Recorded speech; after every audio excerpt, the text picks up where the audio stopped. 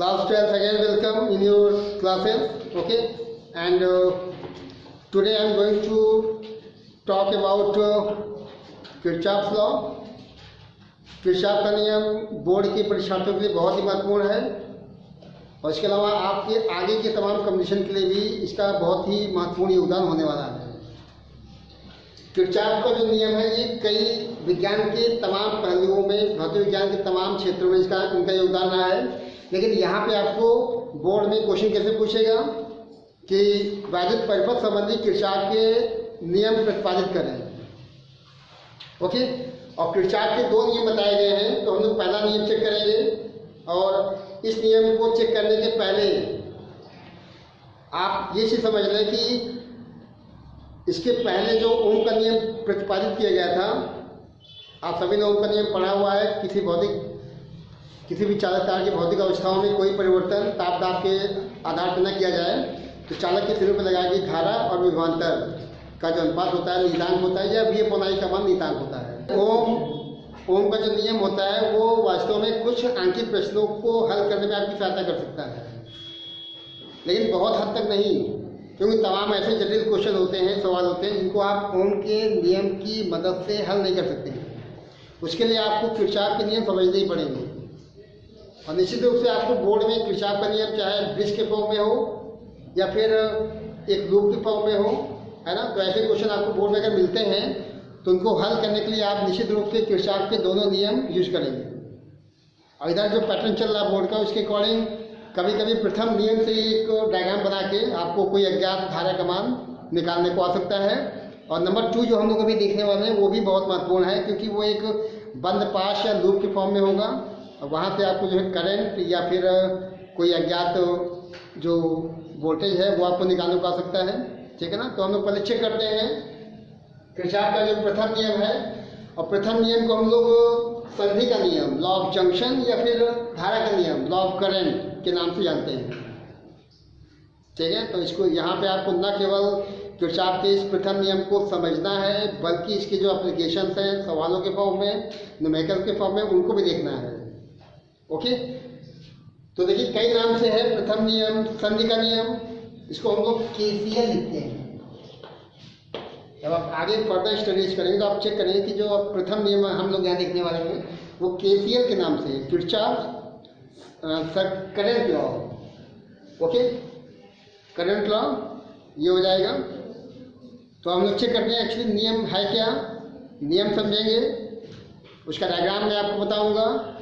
और उसके अलावा ये जो प्रथम नियम है ये वास्तव में किस भौतिक राशि के संरक्षण को दर्शाता है, ये महत्वपूर्ण चीज़ है। दोनों जो आपको नियम बताए जाएंगे, प्रथम नियम द्वितीय नियम के फॉर्म में किरचॉफ के, उसमें ये क्वेश्चन या तो वैकल्पिक के फॉर्म में या एक नंबर में आता है कि किरचॉफ का प्रथम नियम, संधि का नियम या धारा का नियम किस भौतिक राशि के संरक्षण को शो करता है, conservation of which physical quantity, okay. तो शुरुआत करते हैं और पहले चेक करते हैं प्रथम नियम। इसकी लैंग्वेज में आपको बताता हूँ क्या होता है। एक्चुअल में जब आप बात करते हैं किसी भी वैद्युत परिपथ के किसी भी संधि पर, okay, you are going to talk about the junction in any circuit for given any type of the circuit, okay. तो इसके लिए चेक करेंगे, अगर मान लीजिए कोई संधि है, ये कोई जंक्शन है, जंक्शन का मतलब होता है योग या जोड़। जैसे आप देखते हैं रेलवे जंक्शन, इसका मतलब क्या है, तमाम ट्रेनें आती हैं, तमाम ट्रेनें जाती हैं, वेरी गुड, ठीक है। तो देखिए यहाँ पे एक्चुअली ये जंक्शन मान लिया है, और ये जंक्शन किसका होगा, तमाम धाराओं का होगा। तमाम धाराएं इसमें आएंगी, तमाम धाराएं जाएंगी। तो मान लीजिए ये करंट आती है I1 के फॉर्म में, ये करंट भी या ये करंट जाती है, ठीक है ना। ऐसे मैंने 3, 4, 5 करंट यहाँ वाले शो कर दिए हैं, और ये करंट मान लो जा रही है I5 के फॉर्म में, ये आ रही है I4 के फॉर्म में, और ये भी आती है I3 के फॉर्म में। इसे जंक्शन, ये जंक्शन हो गया O के फॉर्म में। और आप देख सकते हैं कि यहाँ पे कई धाराओं को शो किया गया है। ये I1 के फॉर्म में I1, I2, I3, I4 and I5, 5 तरह की धाराएं दिखाई गई हैं, ओके। और ये जंक्शन हो जाएगा, I1 प्रवेश कर रहा है, I2 निकल रहा है, दूर जाएगा, I3 प्रवेश करेगा, I4 प्रवेश करेगा और I5 जो है वो भी संधि से दूर जा रहा है। नियम क्या है? नियम है कि किसी भी वैदिक पर्वत के किसी भी संधि पर मिलने वाली समस्त धाराओं का बीजगणितीय योगफल शून्य होता है। Okay, the algebraic sum of each and every current at any junction should be 0। Simple सा इसका रूल है। मैं नियम भी लिख देता हूँ। किसी भी वैद्युत परिपथ के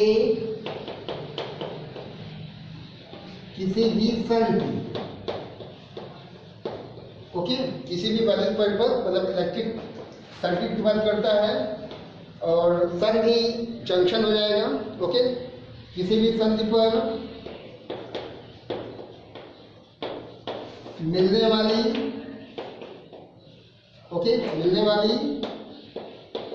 समस्त या सभी धाराओं का बीजगणितीय, this is the algebraic sum, बीजगणितीय योगफल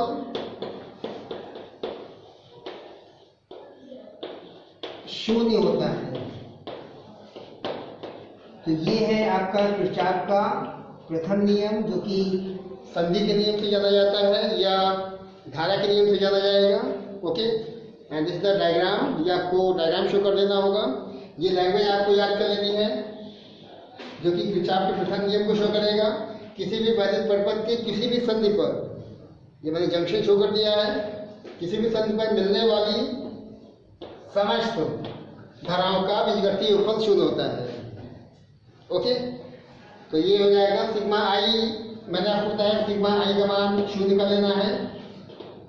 okay, sigma I will be 0 और सिग्मा आई मिलने का मतलब है कि इस जंक्शन पर, इस जोड़ पर, इस मिलान बिंदु पर जितने भी करंट आएंगी या जाएंगी उन सभी का बीजगणितीय योगफल शून्य होगा। बीजगणितीय योगफल बोलने का सीधा मतलब है कि आपको जो है चिन्ह का इस्तेमाल करना पड़ेगा। एक परिपाटी बनाई गई है कि जो करंट अंदर प्रवेश करेगा, जो अंदर आएगा, उसको आपको प्लस में लेना है और जो करंट संधि या जंक्शन से दूर जाएगा उसको आपको निगेटिव में लेना है। अर्थात संधि की ओर आने वाली धाराओं का योगफल बराबर संधि से दूर जाने वाली धाराओं का योगफल। ओके, तो हम लोग चेक करते हैं सिग्मा आई को 0 के हिसाब से, क्योंकि I1 देखिए अंदर आएगा, मैंने इसको प्लस में लिया है, I2 बाहर जाएगा, इसको मैंने माइनस में कर लिया, I3 अंदर आएगा, इसको मैंने प्लस में किया है।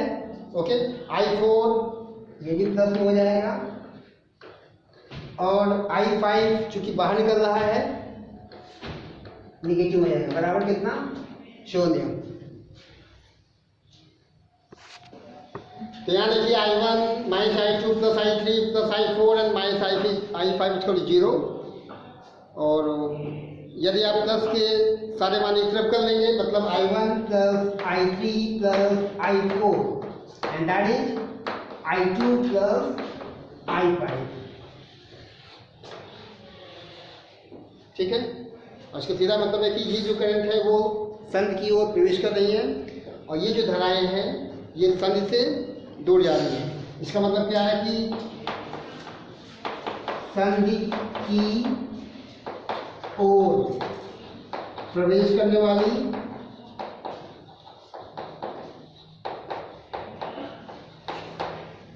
बराबर संधि से दूर जाने वाली धाराएं, ठीक है ना, उनको आप यूज कर लेंगे। और यहाँ आपको चेक कर लेना है कि जो प्रथम नियम है संधि का नियम, ये धारा का नियम, ये वास्तव में किरचॉफ का प्रथम नियम आवेश के संरक्षण, this is very important point. Kirchhoff का जो प्रथम नियम है वो conservation of charge, conservation of charge या आवेश के संरक्षण को दर्शाता है। ओके, क्योंकि यहाँ किसी भी फॉर्म में आवेश का विलक्षीकरण नहीं हो रहा है, आवेश सुरक्षित है। तो आप कह सकते हैं कि किरचॉफ का वैद्युत परिपथ संबंधी प्रथम नियम अर्थात धारा का नियम अथवा संधि का नियम अथवा प्रथम नियम जो भी है, ये वास्तव में आवेश के संरक्षण को दर्शाता है। ओके, हाँ, तो आपने चेक किया किरचॉफ का प्रथम नियम जो कि धारा का नियम था, संधि का नियम था। और अभी हम लोग देखने वाले हैं किरचॉफ का द्वितीय नियम। ओके, वो नियम है वास्तव में लूप का नियम या फिर वोल्टेज का नियम, लॉ ऑफ वोल्टेज। इसको हम लोग केवीएल के नाम से जानते हैं। पहला नियम क्या था? केसीएल। उसको हम लोग लिखते हैं KVL, Kirchhoff voltage law. Okay, इसकी भी एक लैंग्वेज है, प्रॉपर लैंग्वेज है, एक साइंटिफिक लैंग्वेज, एक वैज्ञानिक भाषा है। उस भाषा में आपको जवाब लिखना पड़ेगा। ओके, तो नियम पहले समझ लें क्या होता है। एक वैद्युत परिपथ, ओके, वैद्युत परिपथ बंद पाश विभिन्न खंड, ठीक है ना। वैद्युत परिपथ बंद पाश और कई खंड। वैद्युत परिपथ पूरा आ जाएगा, कंप्लीट सर्किट। बंद पाश मतलब उस वैद्युत परिपथ आपको चेक करना है कि कहाँ कहाँ पे जो सर्किट है क्लोज है। क्लोज मेश कहते हैं इसको। मेश का मतलब पाश या लूप कर सकते हैं, ठीक है ना। और कई खंड मिलके मेश बनाएंगे या बंद पाश या लूप बनाएंगे। लूप या बंद पाश मिल करके एक वैद्युत परिपथ की रचना करते हैं। ओके, तो हम लोग चेक करते हैं द्वितीय नियम। This is the KVL in the form of the KVL. Okay, और नियम क्या है कि किसी भी वैद्युत परिपथ के प्रत्येक बंद पाश, चेन आपको याद रखनी है, वैद्युत परिपथ बंद पाश खंड। ओके, किसी भी वैद्युत परिपथ के प्रत्येक बंद पाश के विभिन्न खंडों में बहने वाली वैद्युत धाराओं और उनके संगत प्रतिरोधों के गुणनफल का बीजगणितीय योगफल उसी बंद पाश में कार्य करने वाले सभी सेलों के वैद्युत वाहक बलों के बीजगणितीय योगफल के बराबर होता है। ओके, अब आपको ये समझना है कि कहाँ कहाँ पे वैद्युत परिपथ है, कंप्लीट उसको चेक कर लेना है। बंद पाश या लूप आपको देख लेना है, लूप कहाँ कहाँ पे है या मेश कहाँ कहाँ पे है। ओके, और खंड आपको देख लेना है, खंड में प्रतिरोध और धारा, ठीक है ना। दो चीज चेक करनी है। जाहिर सी बात है, जब आप प्रतिरोध की बात करते हैं तो उसमें धारा भी फ्लो हो रही होगी। कितना प्रतिरोध है कितना धारा है, दोनों को मल्टीप्लाई करना है, ठीक है ना। और वो जो मल्टीप्लाई किया जाएगा उस तरह के और भी प्रतिरोध होंगे और भी धाराएं होंगी, उन सभी का लेना है बीजगणितीय योगफल। और उसी बंद पाश में जितने भी सेल होंगे, ओके, उसी बंद पाश में जितने भी वैद्युत सेल होंगे उन सभी सेलों के वैद्युत वाहक बलों के बीजगणितीय योगफल के बराबर होगा। ये कंप्लीट लैंग्वेज है, इसमें आपको बहुत ज़्यादा हेर फेर नहीं करना है। कोशिश करें कि आप इसी लैंग्वेज में अपने जवाब को लिखें, ठीक है ना। किसी वैद्युत परिपथ के प्रत्येक बंद पाश के विभिन्न खंडों में बहने वाली वैद्युत धाराओं और उनकी संगत प्रतिरोधों के गुणनफल का बीजगणितीय योगफल उसी बंद पाश में कार्य करने वाले सभी सेलों के वैद्युत वाहक बलों के बीजगणितीय योगफल के बराबर होता है। ये हुई लैंग्वेज। मैं जल्दी से पहले लैंग्वेज लिख देता हूँ, तो इसका डायग्राम दिखाता हूँ। ओके,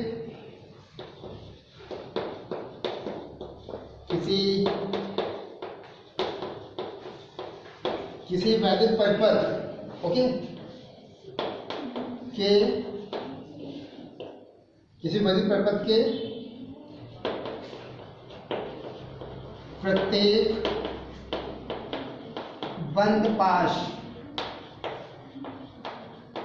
या इसको मेश कहेंगे, पाश को MESH लिखा जाता है, लूप आप जानते हैं। ओके, प्रत्येक बंद पाश के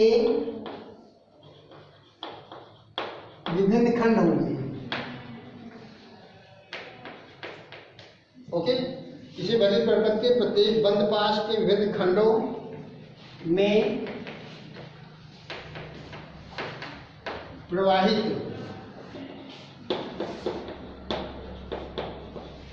वैद्युत धाराओं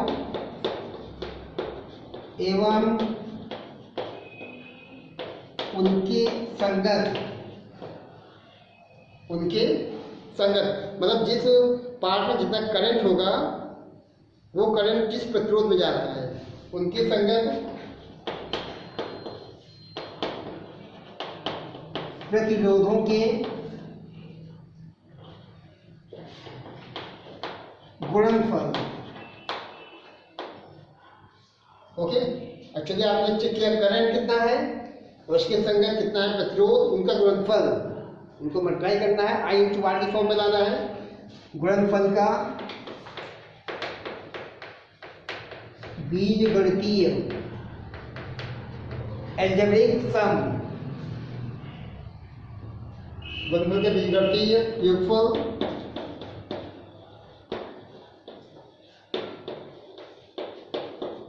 उसी बंद पाश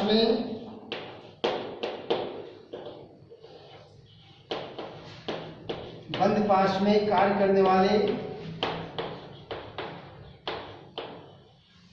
ओके, चेक करें फिर से एक बार लैंग्वेज। किसी बाधित परिपथ के प्रत्येक बंद पाश या लूप के विभिन्न खंडों में प्रवाहित धाराओं एवं उनके संगत प्रतिरोधों के गुणनफल का बीजगणितीय योगफल, ओके, उसी बंद पाश में कार्य करने वाले समस्त या सभी समस्त सेलों के वैद्युत वाहक बल ईएमएफ ऑफ द सेल, वैद्युत वाहक बलों के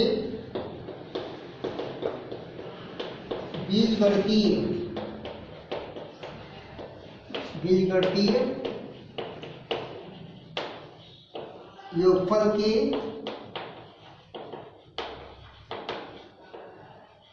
बराबर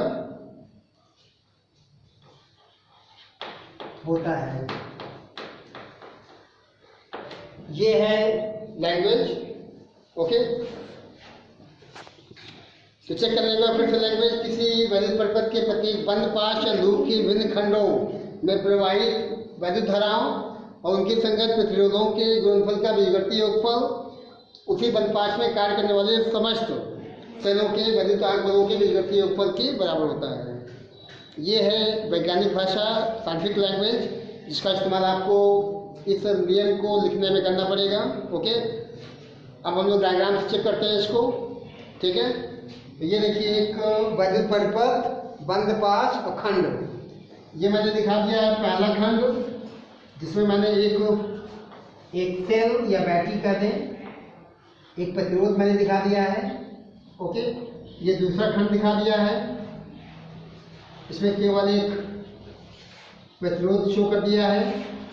और ये तीसरा खंड हो गया, यहाँ पे बैटरी भी है और साथ में एक प्रतिरोध भी है, ठीक है ना। इसको कंप्लीट कर लें।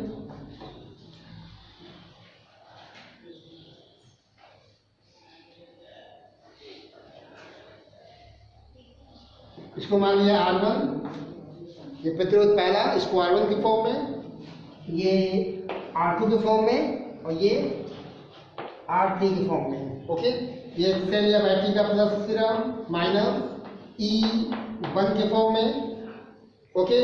ये प्लस ये माइनस E2 के फॉर्म में, ओके। इसका नाम शो करते हैं A, B, C, D, E and F। तो यहाँ देखिए दो बैटरी या दो सेल E1 E2 की फॉर्म में विद्युत वाहक बल दिखाए गए हैं, तीन प्रतिरोध दिखाए गए हैं R1 R2 R3 की फॉर्म में। ये पूरा एक वैद्युत परिपथ शो किया गया है, दो बंद पाश हैं, कई खंड हैं, इसकी हम लोग बात करेंगे अभी। ये देखिए पहला सेल या पहली बैटरी, करंट यहाँ से निकालते हैं I1, कितनी करंट आई है I1, ओके। ये दूसरी बैटरी है E2 की फॉर्म में, कितना करंट आएगा I2, ओके। यहाँ से चलेगा I1, इस जंक्शन पे आएगा, यहाँ से चलेगा I2, इस जंक्शन पे आएगा, जंक्शन सेम है, फिर से आपका प्रथम नियम लगाएंगे और यहाँ जो करंट आएगा वो हो जाएगा I1 प्लस I2, ठीक है। क्योंकि आप जानते हैं कि बैटरी या सेल से हमेशा धारा प्लस से निकलती है और माइनस में प्रवेश करती है। तो यहाँ से I1 निकाल दिया है, यहाँ से I2 निकाल दिया है, ये जंक्शन ये जोड़ है, कुल बनाएगा I1 प्लस I2। जब यहाँ पे आएगा तो ये ब्रेक हो जाएगा, I1 अपने नेगेटिव में चला जाएगा और I2 अपने नेगेटिव में चला जाएगा। ओके, इस प्रकार से ये परिपथ पूरा हो गया है। अब इस बंद पाश चेक कर लें। देखिए दो बंद पाश आपको मेनली दिखाई पड़ रहे होंगे। पहला बंद पाश है ABCDA, ये पहला बंद पाश है, ठीक है ना। और दूसरा बंद पाश देखिए नीचे दिखाया गया है CDEFC, ये है सेकंड बंद पाश। तो दो बंद पाश आपको दिखाई पड़ रहे हैं और इन दोनों बंद पाश में आपको किरचॉफ का द्वितीय नियम अप्लाई करना है। ओके, और मेनली क्वेश्चन जो आएगा उसमें आपको I1 I2 ये सब धाराएं निकालने को आती हैं।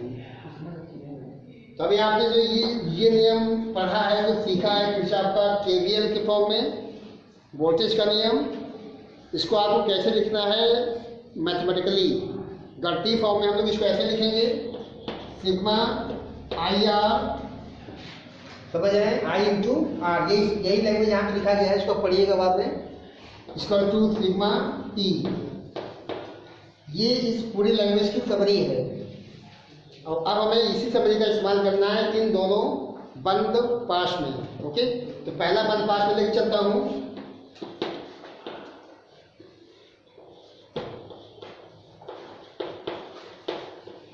देखिए पहला बंद पाश मैं लेकर चलता हूँ ABCDA। ओके, ABCDA इसमें यूज करने वाले हैं हम लोग, ठीक है। और क्या नियम है, ये पहला बंद पाश हो गया, दो खंड दिखाए गए हैं, पहला खंड ये है, दूसरा खंड ये है। ओके, अब आपको ये चेक करना है कि इस बंद पाश में कैसे हमको चलना है।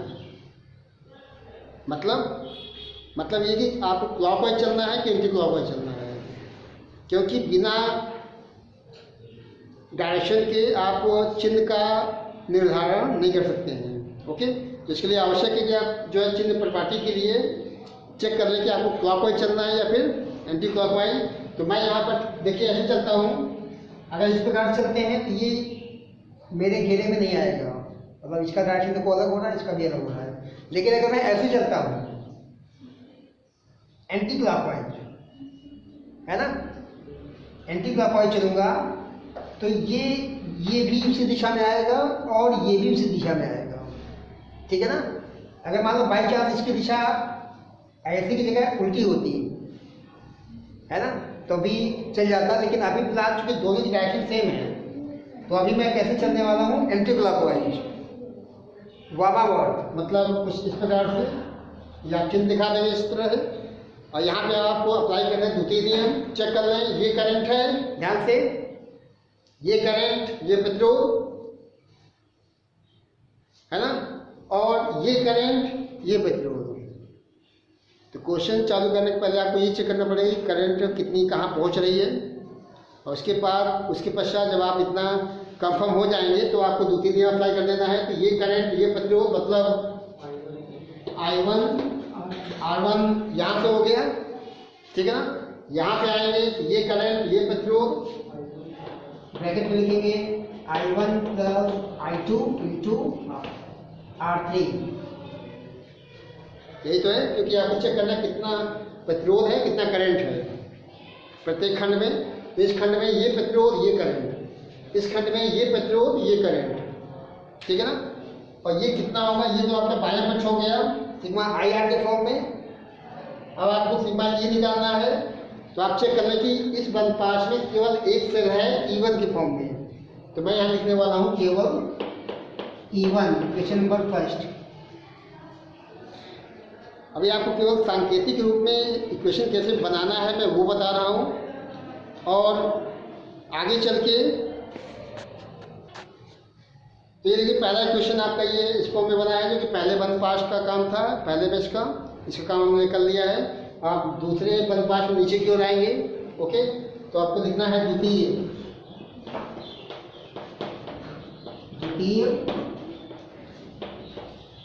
बंद पाश, और बंद पाश का नाम चेक कर लेंगे। यहाँ पे है CDEFC, ओके, यहाँ चालू करेंगे, जहाँ पे ख़त्म होगा उसको पूरा राउंड कर लेंगे, क्योंकि जो मेश है वो बंद है, दैट इज क्लोज्ड। तो यहाँ क्या लिखेंगे, CDEFC। यहाँ भी आपको किरचॉफ का द्वितीय नियम अर्थात KVL लगाना होगा। ओके, चेक करते हैं। अब यहाँ पे आ जाएं,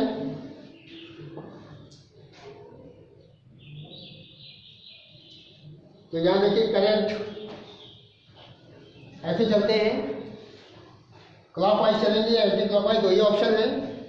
क्लॉकवाइज चलने से देखिए बात बन रही है ना, क्योंकि मेरा चौक चेक करिए, ये जो डायरेक्शन इसका है वही डायरेक्शन इसका भी है, एरो देखो, है ना, ये दोनों का डायरेक्शन एक ही है। तो मैं यहाँ पे कैसे चलूँगा, क्लॉकवाइज। इसके ऊपर एंटी क्लॉकवाइज का, यहाँ क्या है, क्लॉकवाइज। क्लॉकवाइज चलने का मतलब दोनों एक ही दिशा में आ रहे हैं, ठीक है ना। तो क्या बनेगा, ये करंट, ये पेट्रोल अर्थात I2 R2, और यहाँ पे आ जाएंगे ये करंट, ये पेट्रोल, प्लस करके I1 plus I2 into R3, ये सिग्मा IR हो जाएगा। ओके, अब आपको चेक करना है कि दाएं पक्ष में कितना आने वाला है। तो ये चेक करें कि इस बंद पास में केवल एक सेल लगा है, एक बैटरी लगी, इसका विद्युत आग बल E2 है। यहाँ मुझे दिखा देना है E2, इक्वेशन नंबर 2, ठीक है। इसको आप ध्यान समझ लें। इक्वेशन फर्स्ट कैसे बनाया गया है, मैंने पहले बंद पास का इस्तेमाल किया, फिर मैं नीचे आया हूँ, द्वितीय बंद पास जो शो किया गया है उसका नाम लिख करके किरचॉफ का द्वितीय नियम यहाँ अप्लाई किया हुआ है। चिन्ह का आपको ध्यान रखना है, यदि धाराएं एक ही दिशा में चल रही हैं तो आपको प्लस लेना है, यदि किसी एक धारा की दिशा पलट जाती है तो आपको एक को प्लस में एक को माइनस में लेना पड़ेगा। तो इक्वेशन 1 जो आपको मिल चुका है, यदि हम 1 और 2 को हल करते हैं, ओके, इक्वेशन 1 और 2 को हल करने पे आप जो है I1 I2 का मान ज्ञात कर सकते हैं, ठीक है। ऐसे क्वेश्चन बोर्ड में आते हैं जहाँ पे आपको इस सेल का विद्युत आग बल दिखा देगा, यहाँ दिखा देगा R1 R2 R3 का मान दिखा देगा, और कहेगा कि फाइनली R3 में कितना करंट फ्लो हो रहा है। Okay, check the value of the total current in the resistance R3। तो इसका सीधा मतलब है कि आपको I1 I2 दोनों निकालना पड़ेगा। और दो इक्वेशंस हैं, दो अज्ञात राशियाँ हैं, कोई मुश्किल की बात नहीं है। आप निश्चित रूप से जो है इन दोनों को हल करके I1 I2 का मान ज्ञात कर सकते हैं, और जो भी इसे पूछेगा उसका आप परिकलन आसानी से कर सकते हैं। तो देखिए फाइनली हम लोग चेक करते हैं कि ये जो द्वितीय नियम है, वोल्टेज का नियम या फिर लूप का नियम किरचॉफ का, ये वास्तव में किस भौतिक राशि के संरक्षण को दर्शाता है। तो आपको ये समझ लेना है कि किरचॉफ का जो प्रथम नियम है वो आवेश के संरक्षण को दर्शाता है, और किरचॉफ का जो द्वितीय नियम है, वोल्टेज का नियम, KVL के फॉर्म में, ये ऊर्जा के संरक्षण को व्यक्त करता है।